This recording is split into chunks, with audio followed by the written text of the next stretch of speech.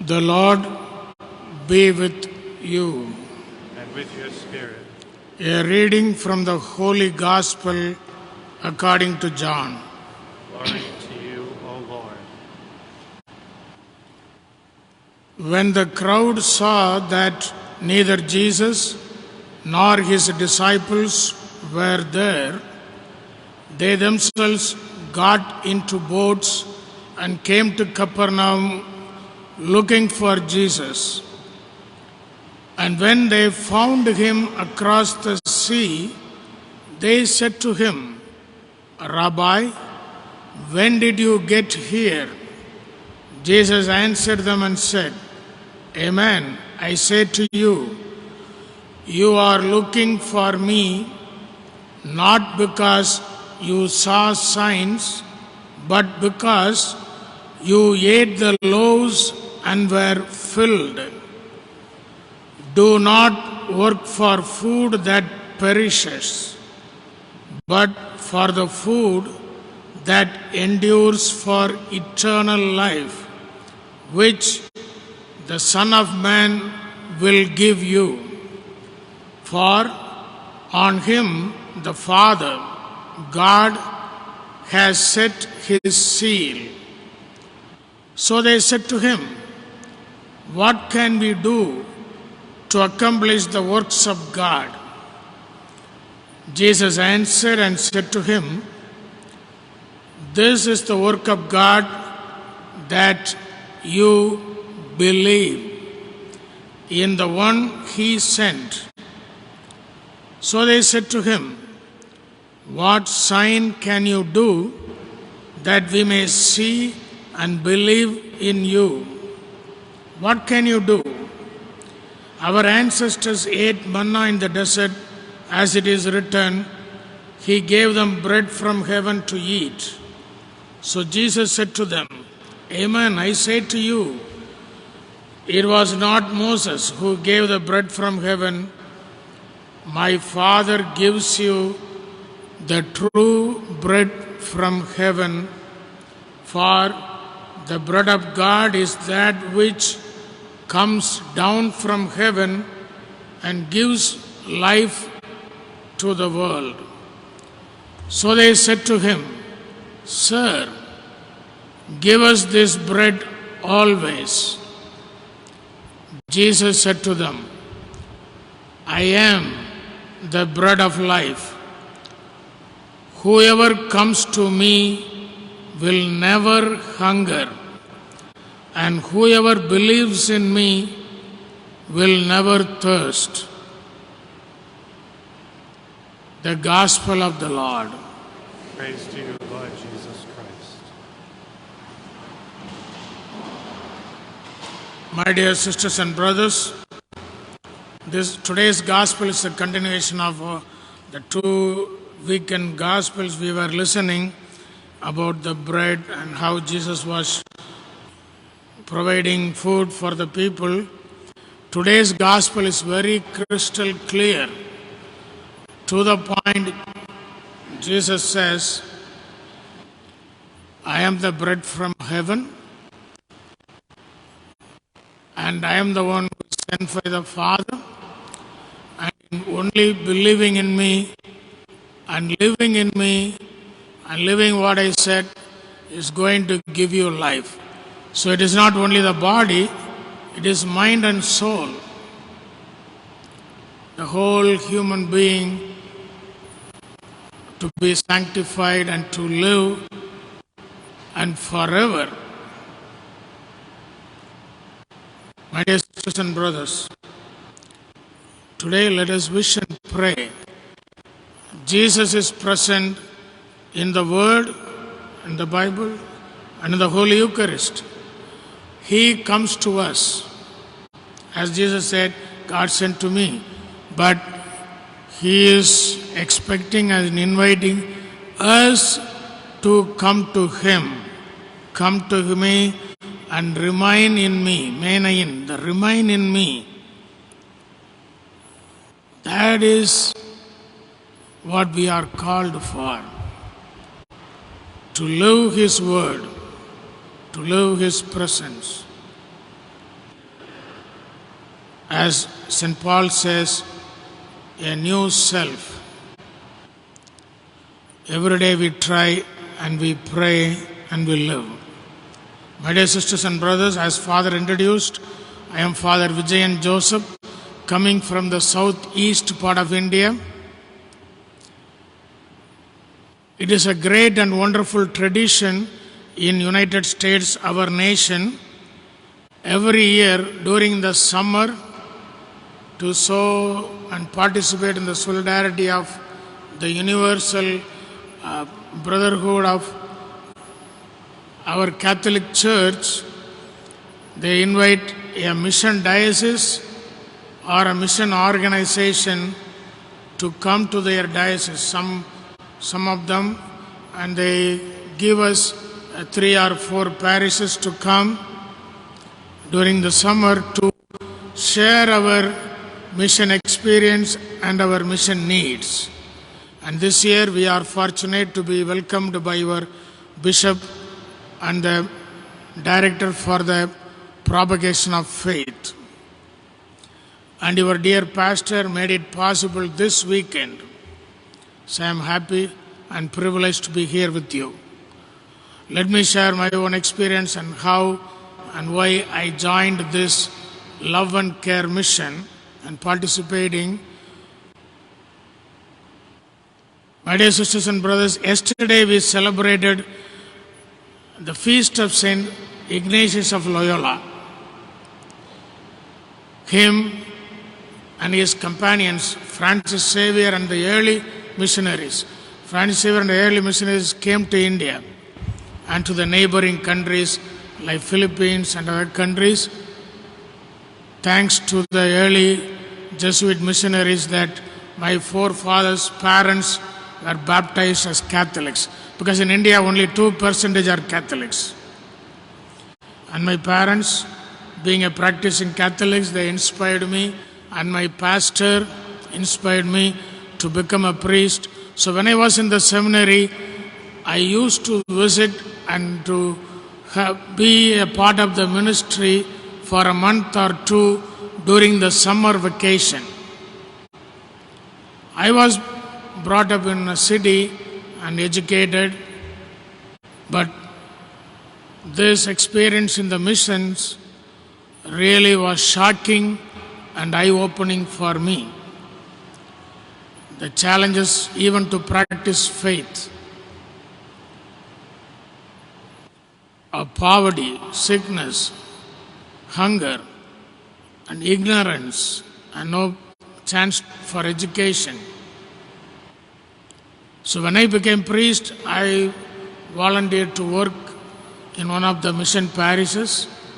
The first one I got, I was in 3 mission parishes.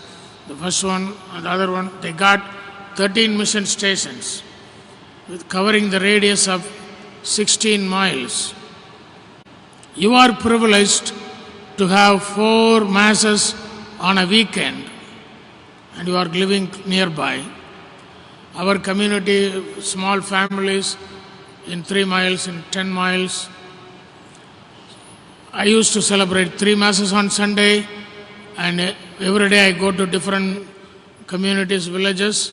That is the Sunday Mass for them. I go during the afternoon. The night travel is dangerous.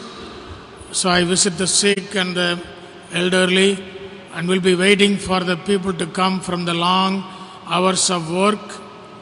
They mostly work in the farms. After they come, they have to walk. They walk a mile or 2 or more to get good drinking water. You are blessed to have a lot of rain and a lot of water. You may even waste water. You may even sing, "Rain, rain, go away." But we pray for rain. We depend on monsoon rain. Sometimes it fails. Even this year, June and July, it failed. Now only they get some rain. But it may be raining a lot and goes waste. So we don't get good earth groundwater. So people have to walk a long distance. The children from the school have to walk a long distance. So my dear sisters and brothers, their faith is so strong. They come late, around 9 o'clock. We celebrate Mass. Then we sit and chat. We teach them catechism. Then we listen to their problems, their struggles, their worries. Also, it is not easy to participate in the liturgy because most of them cannot read, cannot sing. So we try to get the children to the nearby towns and cities for education, to the school, providing them food and education. Is it easy? No. Because the landlords and the politicians never like the people get educated. Because education brings freedom. When you are educated, you have a job, you can move anywhere, you stand on your own legs. So they lose cheap laborers. So most of these people in emergencies, in sickness, get loans from them which they cannot pay back. So they get stuck as bonded laborers. Their children also has to work permanently or on and off. So we try to have classes in the night for those kind of children, 20, 30 together in a village. One of my priest friends got killed and we got attacked. But we are happily doing our best. My dear sisters and brothers, I have a lot of good and bad things to share, but I don't want to take your time. Today I am here for two reasons. As we struggle, we not only in my mission or our mission, a lot of these need support and help. So we bishops and priests came together to form this love and care mission to support each other. And we registered here also in United States as a not-for-profit organization. Coming to know us, priests and nuns, friends from Nigeria, Ghana and Kenya, they asked for help. So thus now we support in 4 countries in more than 16 dioceses, through the dioceses or through the not-for-profit organizations. I am here for 2 reasons. First, we all believe in one holy Catholic Church. We are baptized in one baptism as brothers and sisters in Christ. So we have the responsibility to pray for those people in the missions. You name it. It may be Iraq, Iran, or Middle East, or India, Pakistan, Bangladesh, China, Russia, or South America, or Africa. Each country, Catholics, they have their own challenges. Priests and nuns get killed. People are fleeing. They get tortured. They face challenges to practice their faith. But my dear sisters and brothers, please pray. Every day, few minutes. You remember your brothers and sisters elsewhere. Please. Second, we do our best and we need your support. So in today's second collection, whatever you are going to give is going to help us a lot. Of course, in this time of pandemic, you need your own for your own needs. But one small sacrifice today is going to impact a lot, is help a lot. For example, a $30 will help a child in the orphanage for a month with food and education for a month. A $30 will help a child. We support 3 HIV homes. One alone have 103 children for medicine and food for a month. A leprous child can have a food and education for a month. And this evening class, a $300 will help for a month. We support seminarians in 2 dioceses. $300 will help a seminarian for a month. $3,000 will help to dig deep to get good and safe drinking water for the children in the school or for the poor villages, and much more. My dear sisters and brothers, as Jesus said, whatever you do to the least of these, you do to him. And we, the bishops, the priests, and the people in the missions, the beneficiaries, we promise our prayers for all of you, especially for those who are sick, the elderly, the families, the children, and the young people. And I thank your bishop, the coordinator for the propagation of faith in your diocese, for giving us this opportunity. And I thank your dear pastor, who is very kind and loving, for making this weekend possible to be with you. And I thank you for your prayers, and I thank for your generous support. If you write a check, write for your church, and underneath you mention for the missions. Thank you. God bless you.